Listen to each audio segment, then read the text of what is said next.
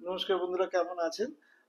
অনেক পেশেন্টদের, কম বয়সী ছেলেদের দেখা যাচ্ছে যে পেনাইল কার্ভেচার, এটা কিন্তু অফ লেট অনেক পেশেন্টদের দেখছি। খুব কম বয়সী পেশেন্ট, ধরুন 20, 22, 24 বছর বয়স, এবং they had a very bad history of masturbation, heavy masturbation, vigorous masturbation, এমনকি প্রোন মাস্টারবেশন। তাদের পক্ষে আমি বলতে চাই যে যেকোনো পেরনি ডিজিজ নয়, আদার দ্যান পেনাইল কার্ভেচার, যেখানে পেনিসটা ইজ নট, পেনাইল কার্ভেচার কিন্তু খুব কমন অ্যাজ সাচ, কিন্তু পেনিসটা অলওয়েজ 90 ডিগ্রি থাকে না, একটু কার্ভেচার হয়েই থাকে। কিন্তু অনেক ক্ষেত্রে এটা কার্ভেচারটা এক্সেসিভ হয়ে যায়।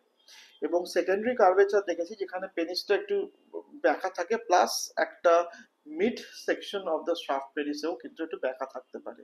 সেগুলো কিন্তু অনেক সময় পেনাইল ট্রমা বা পেলরি ডিজিজ থাকতে পারে। যাদের এই পেনাইল এই কার্ভেচার থাকে বা বেন্ট পেনিস থাকে, তাদের জন্য বলতে চাই যে অনেক সময় পেনাইল রিমডেলিং, আগেকার দিনে পেনাইল ট্রাকশন ডিভাইসেস, আমি কোনোদিনও পেনাইল ট্রাকশন ডিভাইসেস ইউজ করিনি এবং আমি করতেও বলি না পেশেন্টদের, এবং আমি খুব আর দেখিও নি, সুতরাং এগুলো এখন আমাদের ইউজ হয় না। তো পেনাইল, নর্মাল পেনাইল মাসাজের সাথে অনেক সময় পেনাইল রিমডেলিং হয়ে যায় যদি কার্ভেচারটা খুব সিগনিফিকেন্ট না থাকে বা ফাইব্রোসিস না হয়।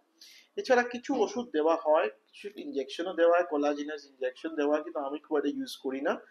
কিন্তু উইথ নর্মাল ক্ষেত্রেই কিন্তু অনেক সময় মানে গুড ফর সেক্স পেনিস হয়ে যায়, পেনাইল হেলথ এসে যায়। অনেক সময় কিছুটা প্লাইকেশন অপারেশন লাগে, কিন্তু ভেরি রেয়ারলি। কিন্তু যখন পেরনি ডিজিজ থাকে, পেরনি প্লাক থাকে, তার চিকিৎসা ডিফারেন্ট হয়ে যায়। সুতরাং এই জিনিসটা আমি বলতে চাই, কম বয়সী ছেলেদের মধ্যে একটা ব্যাড হ্যাবিট থাকে ফর ভিগারাস মাস্টারবেশন, পেনাইল মানে পেনাইল যেইটা ম্যাসেজ বলতে পারি, সেগুলো যদি না হয় তাহলে এই অ্যাবনর্মাল পেনাইল কার্ভেচার গুলো হয় না। আজকের জন্য এইটুকুই রইলো, নিশ্চয়ই আমি আরেকটা ভিডিও নিয়ে চলে আসবো। নমস্কার।